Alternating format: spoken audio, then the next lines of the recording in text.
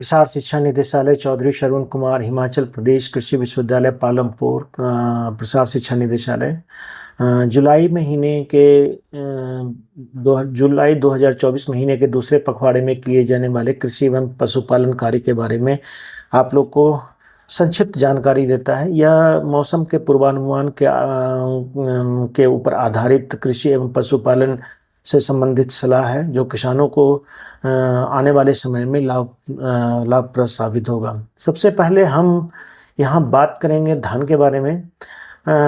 Mostly किसानों ने धान की रोपाई करीब करीब पूरी कर ली होगी। जिन किसानों ने धान की रोपाई जुलाई के प्रथम सप्ताह में की है, क्योंकि कई जगह पर बारिश धीरे लेट हुई है तो लोगों ने बाद में की है, उन किसानों को सलाह दिया जाता है कि रोपाई के बाद जो धान खराब हो गए हैं वहाँ पर जो खराब पौधे हैं उसके ऊपर वहाँ पर रीट्रांसप्लांटिंग, कई बार ऐसा होता है कि कुछ पौधे मर जाते हैं या कुछ पौधों की जो है वो ख़राब हो जाते हैं, गल जाते हैं, वहाँ पर नए पौधों की रोपाई अभी भी की जा सकती है, लेकिन यह जितना जल्दी हो वो कंप्लीट कर लें।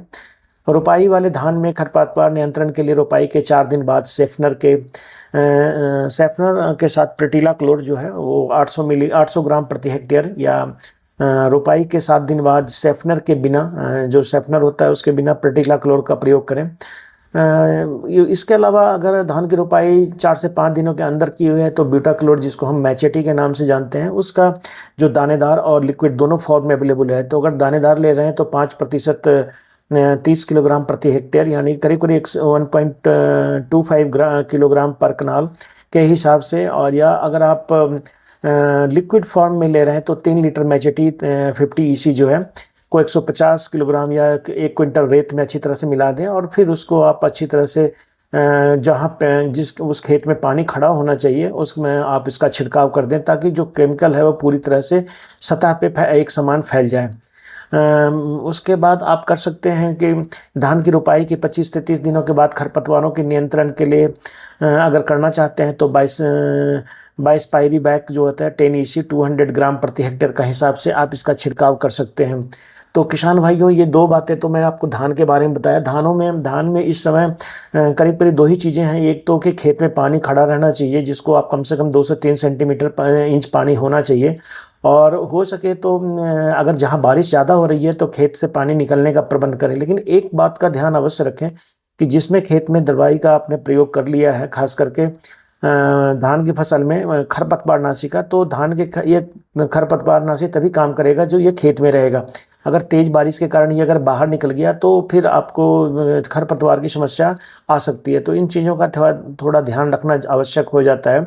दूसरी बात हम बात करेंगे मक्की के बारे में कि मक्की की फसल ऑलमोस्ट 35-40 दिन की हो चुकी है। जिन लोगों ने मोस्टली बिजाई कर दी है और पौधे का साइज भी बन गया है, तो उनको अगर गुड़ाई, कई लोग हैं जो हाथ से गुड़ाई कर करके खरपतवार निकालते हैं, या गुड़ाई कर दी अपने हाथों से करते ही हैं ताकि मिट्टी चढ़ाया जाए पौधे के तने के पास, तो पौधे में मजबूती आए। उस हिसाब से 60 से 80-90 किलोग्राम प्रति हेक्टेयर आप, यानी करीब करीब 3 से 4 किलोग्राम आप मान के चलिए, 3-1 किलोग्राम प्रति कनाल के हिसाब से 3-3.5 किलोग्राम आप यूरिया का एक डोज आप इसमें इस समय दे सकते हैं, जो पौधे के लिए बहुत ज़रूरी है, ताकि पौधे की अच्छी भरभर हो सके।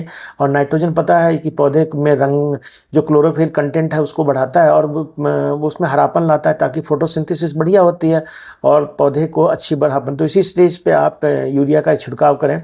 और कई बार इस समय एक समस्या और भी जो है खरपतवार की है वो इसमें भी देखी जा रही है। तो इसके लिए आप 20 दिन, जो बुआई के 20 दिनों के बाद टेम्बोट्रियोन जो है 120 ग्राम प्रति हेक्टेयर सरफेक्टेंट उसमें डाला होता है, और उसमें जो है कुछ 2-3 दवाई उस डब्बे में होती है टेम्बोट्रियोन में, उसको मिला करके आप इसका छिड़काव कर सकते हैं। अगर हम दलहनी फसल की आप बात करते हैं तो दलहनी फसल इस समय बहुत कम दलहनी फसलें लगती है नॉर्मली, लेकिन कुछ एक फसलें हैं जैसे आपका मास है, मास जिसको हम उर्द भी कहते हैं या काली माह भी करते हैं। उसके अलावा मूंग भी इस समय लगाई गई होगी, या कुल्थी भी है। इसके अलावा सोयाबीन तो तिलहन में आता है, लेकिन दलहन में भी इसको कई बार माना जाता है। तो ये अगर इन फसलों की अगर आपने बिजाई कर दी है, जैसे अगर मास का है तो हिमास 1 UG 218 है, या पालमपुर 93 है। उसी तरह अगर मूंग की किस्म है, सुकेती 1 है, SML 668 है, शाइनिंग मून 1 है, या पूसा बैसाखी है, तो उसके अलावा कुल्थी अगर आजकल बहुत प्रचलित हो गया है हेल्थ पॉइंट ऑफ व्यू से, तो BLG1 है जिसको बैजू भी कहते हैं, और HPK4 है। तो इसके अलावा सोयाबीन का शिवालिक है, हरा सोया है, पालम सोया है, हिम सोया एवं हिम पालम हरा सोया, इसकी बिजाई इस समय कर सकते हैं। वैसे जो बारिश होने के बाद ही करीब करीब हम इसकी सोयाबीन की बिजाई करते हैं। तो इन खेतों में जहाँ पर पौधे जर्मिनेट कर चुके हैं, ये बिजाई हो चुकी है, तो उसमें ये ध्यान रखें कि खेत में पानी की जल निकास का पूरा प्रबंध रखें, जल निकल जाना चाहिए। और दूसरी बात इसमें खरपतवार, तो सही समय पे खरपतवार नियंत्रण के लिए जो एमेजेथा पायर है उसका प्रयोग जरूर अवश्य करें। इसके अलावा अगर हम वो ये हर क्रॉप के अनुसार इस दवाई को आपने थोड़ा ये देखना है कि जो घास का स्टेज है वो 3 से 4 पत्ती से ज़्यादा बड़ी नहीं होनी चाहिए ना, अदरवाइज ये घास को ख़त्म नहीं करेगा। दूसरी बात, अगर सोयाबीन की फसल के 25-30 दिन हो चुकी है तो आप खरपतवार को नियंत्रण कर लें, और जो खरपतवार की 2 से 3 पत्तियां अगर आ गई तो उस समय आप क्यूजोल फॉफ इथाइल 60 ग्राम प्लस क्लोरोम्यूरोन इथाइल 4 ग्राम प्रति हेक्टेयर के हिसाब से इसका छिड़काव कर सकते हैं। अब हम किसान भाइयों तिलहन की बात करते हैं, तो तिलहन फसल जैसे सूरजमुखी है, इसी 68415, बहुत सारे लोग अब तिलहन के लिए इसका यूज़ करते हैं। इसका सूरजमुखी का तेल काफ़ी ज़्यादा हेल्थ पॉइंट ऑफ व्यू से भी ठीक है, और इसके अलावा इसकी खेती भी होती है, पैदावार भी अच्छी होती है। तो इसका 10 से 12 किलोग्राम बीज प्रति हेक्टेयर जो यूज़ होता है। उसके अलावा अगर तिल है, बरसात में तिल लगाया था, तिल नंबर 1 जिसको ब्रजेश्वरी कहते हैं, इसका 5 किलोग्राम प्रति हेक्टेयर 1 हेक्टेयर में, या आप इसकी बिजाई लाइनों में पंक्तियों में करें। बिजाई से पहले बीज को फफूंदनाशक जो होता है कैप्टान वगैरह से इसको ट्रीट करके अवश्य लगाएं, 3 ग्राम प्रति किलोग्राम बीज की दर से। अगर हम सब्जी की बात करें तो नॉर्मली जो गर्मी में लगाई गई सब्जियां जहां बारिश ज़्यादा नहीं हुई है, जैसे टमाटर, बैंगन, शिमला मिर्च वगैरह इस समय चल रही होगी, तो इनमें निराई गुड़ाई करें, खरपतवार निकालें, और इसके ऊपर अगर कोई कीटनाशक वगैरह का छिड़काव करना है, या आप देख लें कि इसकी जड़ों के पास गुड़ाई करके खाद और उर्वरक की 2री या 3री मात्रा अवश्य डाल दें। कई जगह पर जो बरसात में अगेती फूलगोभी बहुत लगाई जाती है, और इसका पैसा भी अच्छा मिलता है किसानों को। तो किसान इस समय थोड़ा रिस्क जरूर होता है, क्योंकि अगर तेज़ बारिश आ रही तो करीब पौधे खराब भी हो जाते हैं, लेकिन अगर अच्छे स्वस्थ पौधे आपको मिल जाएं या आपने खुद उगाया हुआ है तो पालम उपहार है जिसमें इम्प्रूव्ड जैपनीज है, पूसा दीपाली है, शंकर किस्म, मेघा, बरखा आदि की रोपाई जो है नॉर्मली 45 बाई 45 सेंटीमीटर जो प्लांट से प्लांट और लाइन से लाइन की दूरी रखते हुए इसकी रोपाई। लेकिन कोशिश करें इसको, कोशिश क्या करना है, आपने करना ही है शाम के समय रोपाई, ताकि पौधे को एस्टेब्लिश होने में कम से कम 10, 12, 15 घंटे का टाइम मिल जाए तेज़ धूप से पहले। और रोपाई के बाद अगर खेत सूखा हुआ है तो सिंचाई अवश्य कर दें। इसके अलावा ऊंचे पर्वतीय क्षेत्र जो हैं जहाँ पर मटर की बिजाई इस समय शुरू हो गई है, जैसे पालम सुमूल है, पंजाब 89 है, लिंकन है, आज़ाद मटर 1 है, पालम प्रिया, इसकी बिजाई आजकल कर सकते हैं। और खेत इसके लिए मटर के लिए अगर आप तैयार करते हैं तो आपको 200 से 250 क्विंटल गोबर की खाद प्रति हेक्टेयर जरूर डालें। उसके अलावा इफ्को 12-32-16 जो है 6 से 7 किलोग्राम प्रति कनाल, यानी करीब करीब 180 किलोग्राम प्रति हेक्टेयर। और उसके अलावा 50 किलोग्राम मेरोटा पोटास प्रति हेक्टेयर अवश्य डालें। इसमें यूरिया का प्रयोग अलग से ना करें क्योंकि मटर में नहीं तो इसमें फलन में समस्या आती है। और बिजाई के तुरंत बाद खरपतवार नाशक जैसे लासो है या एलाक्लोर जिसको हम बोलते हैं, स्टॉम्प पेंटोमेथिलीन है, तो 4 से 4.5 लीटर प्रति 750 लीटर पानी में मिला करके, यानी 5 ml प्रति लीटर पानी में मिला करके इन दवाइयों का बिजाई के 24 घंटे के अंदर इसका छिड़काव कर दें, ताकि जो अर्ली निकलने वाले हैं जो खरपतवार है उसको दबा करके 35 दिन तक रखा जा सके, ताकि फसल जो है अच्छी ग्रोथ कर सके। अब हम आते हैं फसल संरक्षण के बारे में। तो बैंगन की फसल में तना छेदक है, फल छेदक जैसे होता है, टमाटर में और भिंडी में भी आपने देखा होगा आजकल फल छेदक की समस्या बहुत आ जाती है। उसके लिए कार्बरिल है 2 ग्राम प्रति लीटर पानी में मिलाकर। इसके अलावा फेनवेलरेट जो होता है, जैसे सुमिसिडान, एग्रोसॉन जो वगैरह आता है, उसका भी 0.5 ml पर लीटर के हिसाब से घोल बनाकर इसका छिड़काव कर सकते हैं। भिंडी में आपने देखा होगा कि जो एक बीटल होता है धारीदार भृंग जिसको हम बोलते हैं, और वो जो है उसके अलावा काले रंग का, उस पर लाल रंग की धारियाँ होती है, वो उसके अलावा लाल पीली काली धारियों वाला जो कीट होता है वो फूल को खाना शुरू कर देता है, बहुत ज़्यादा नुकसान करता है। और जब सुबह फूल खिलते हैं उसी समय इसका अटैक हो ज़्यादा होता है। तो ये ध्यान रखना है कि इसके, और इसी तरह से अगर बैंगन में करेले का हड्डा बिटिल वगैरह का, जिसमें आप देखते हैं कि पत्ते को छेद करके पूरी तरह जाली बना देता है, जैसा मैंने आपको स्पेशल वीडियो बना करके भी आपको बताया था। तो हड्डा बिटिल का समस्या अगर आता है तो कार्बोरिल जो सेविन है 2.5 ग्राम प्रति लीटर पानी में घोल बना करके इसका इस्तेमाल करें। इसके अलावा अगर आप चाहें तो जो है नीम का तेल का स्प्रे जो 5 ml प्रति लीटर पानी में मिला करके जरूर स्प्रे करें।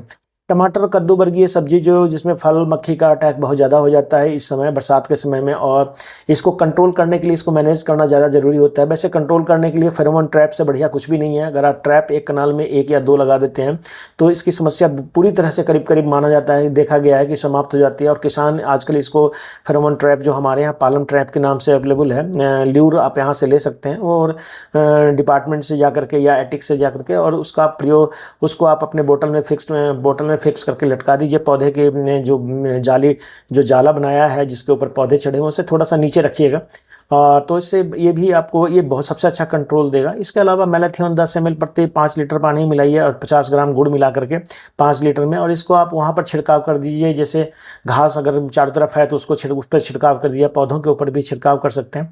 तो ये सेफेस्ट कंट्रोल मेथड है फ्रूट फ्लाई के लिए, क्योंकि मिठा जब तक गुड़ नहीं डालेंगे तब तक ये कीड़ा आकर्षित नहीं होता है, तो फिर ये वो मरेगा नहीं। बैंगन और टमाटर में फल सड़न रोग लग जाता है, इस समय बकाई रॉट वगैरह लगता है या रॉटिंग शुरू हो जाती है। तो उसके लिए आप जो है मेटालेक्सिल या रेडोमिल MZ जो है उसका जो मेटको के नाम से आता है, या कहीं भी कोई और भी है रेडोमिल MZ जो है वो करीब 25 से 30 ग्राम प्रति 10 लीटर पानी में मिला करके इसका छिड़काव करें। अब हम बात करेंगे पशुओं के बारे में। तो इस माह में जैसे बरसात का मौसम चल रहा है तो अधिक गर्मी और उच्च तापमान हो जाता है, तो इसके कारण पशुओं में कई तरह के कीट जैसे परजीवी है, जैसे चीचड़ है, पिस्सू है, मक्खी है, मच्छर आदि से पशुओं को जरूर बचाइए। और ये जो कीट हैं जिसके बारे में मैंने बोला, ये थैलीडियोसिस या एनाप्लाज्मोसिस या बेसियोसिस जो बीमारी है ये पशुओं में पैदा करता है। तो कीटों और परजीवियों को रोकथाम के लिए पशुशाला को ये ध्यान रखें कि उसको साफ सफाई रखें, गोबर को उचित स्थान पर फेंकें, गोबर की जांच, पशु के गोबर की जांच अगर पतला कर रहा है तो उसकी जांच करवाते रहें, और पशु चिकित्सक के सलाह के अनुसार जो है कीड़े मारने वाली दवाई जरूर डालें। भेड़ बकरियों को सुरक्षित चारागाह में भेजने से पहले भी इसको टीका जरूर लगवा लेना चाहिए। पशुशाला में कीटों को प्रबंधन के लिए कीटनाशक का छिड़काव करें, या उसके अलावा गौशाला जो है आपका पशुशाला है वहाँ पर जाली लगवाएं ताकि मच्छर वगैरह जो कीड़े वगैरह वो अंदर ना आ सकें। इसके अलावा जो दीवार है उसके ऊपर चूने से पुताई भी करा सकते हैं, ये भी ज़्यादा फायदेमंद रहता है। जैसे मुर्गी पालन में हम करते हैं कि दीवारों के ऊपर हर नया लॉट लाने के बाद हम इसकी पुताई करते हैं, वाइट वॉशिंग, ताकि ये चूना में अपने आप कीटनाशक का गुण होता है। कीटनाशकों का प्रयोग न केवल पशु के शरीर पर परंतु गौशाला के अंदर और बाहर वाले स्थानों पर भी करना अति आवश्यक होता है। और इस दौरान पशु को कुछ घंटों के लिए पशुशाला से बाहर रखें। बरसात के महीनों में पशुओं को लंबे समय तक कीचड़ में ना खड़ा रहने दें, ये ध्यान रखें। पशुओं को भी साफ सुथरा या सूखा जगह पसंद होता है, तो चूंकि पशु है तो वहाँ पेशाब करेगा तो जरूर गीला हो जाएगा, तो आप उसका स्थान को बार बार बदलते रहिए ताकि वो स्थान जो है हर समय जहाँ पशु खड़ा है वो सूखा रहे। बरसात के दिनों में पशुओं को हरा चारा ज़्यादा नहीं खिलाना चाहिए। ऐसा नहीं हो कि हरा चारा बहुत मात्रा में मिल रहा है तो पशु को सिर्फ हरा चारा पर दें, इसको मिक्स करके हरा चारा के साथ सूखा चारा दें, क्योंकि अदरवाइज ये अफरा जो है जैसे गैस वाली ब्लॉटिंग टाइप का जो बनता है वो पेट में बनना शुरू हो जाता है, और फिर पशुओं में बहुत समस्या आ जाती है, इवन डॉक्टर को बुलाना पड़ जाता है, वेटनेरियन को। इसके अलावा इस मौसम में खुरपका मुंहपका रोग है, PPR है, भेड़ और बकरी पॉक्स है, या से भी पशु प्रभावित हो सकते हैं, इसके ऊपर विशेष ध्यान रखें। संक्रमित रोग से पशुओं को बचाने के लिए चिकित्सक की सलाह लेनी बहुत जरूरी है। नियमित टीकाकरण करवाएं, जानवरों को आवाजाही को नियंत्रित करें, यानी रोगी पशुओं को सेहतमंद पशु से दूर रखें, एक दूसरे को अलग रखें, और प्रभावित जानवरों को तुरंत उपचार करें, या जो मर गए हैं उनके सबको अच्छी तरह से डिकम्पोज करें या उसको अच्छी तरह से निपटा दें, गड्ढे करके दबा दिया, जैसे भी आप अपने लोकल उसमें करते हैं उसके अनुसार इसका पूरी तरह से इसमें कीड़े न लगने दें। बरसात के में मुर्गी पालक को भी बाड़े की मरम्मत करने की सलाह देते हैं। और इस मौसम में मुर्गी का आहार, जैसे जो मुर्गी जो खाना खाता है उसके में फफूंद लगने का डर रहता है, क्योंकि बरसात का मौसम है, आपको पता है थोड़ा ही नमी बढ़ जाती है तो फफूंद लगना शुरू होता है, और वो जो फफूंद है वो मुर्गियों को जब खाती है तो उसको बीमार हो जाता है। तो उसको सूखा रखने की कोशिश करें और ताज़ा पानी उसको पिलाएं मुर्गियों को, तो ये ध्यान रखें। इसके अलावा मछली पालकों को सलाह दी जाती है कि वर्षा के मौसम में तालाब का प्रबंधन पर विशेष ध्यान रखें। इस समय तालाब का पानी स्वाभाविक रूप से बढ़ जाता है, इसलिए पानी की उचित निकासी तब तटबंध का मरम्मत करना महत्वपूर्ण है। मानसून आने से पहले तालाब में जो है वो गाद को निकाल दें, जो नीचे जम जाता है, वो मछलियों के लिए हानिकारक हो सकता है। तो किसान भाइयों एवं पशुपालकों से अनुरोध है कि अपने क्षेत्र में भौगोलिक और पर्यावरण परिस्थिति के अनुसार अति विशिष्ट जानकारी प्राप्त करने के लिए आप नज़दीक के कृषि विज्ञान केंद्र या कृषि अधिकारी या उद्यान अधिकारी या पशुपालन अधिकारी वगैरह से संपर्क बनाए रखें। अधिक जानकारी के लिए कृषि तकनीकी सूचना केंद्र, जिसका फ़ोन नंबर है 0189423039 पे भी संपर्क कर सकते हैं। किसान भाइयों, जुलाई माह के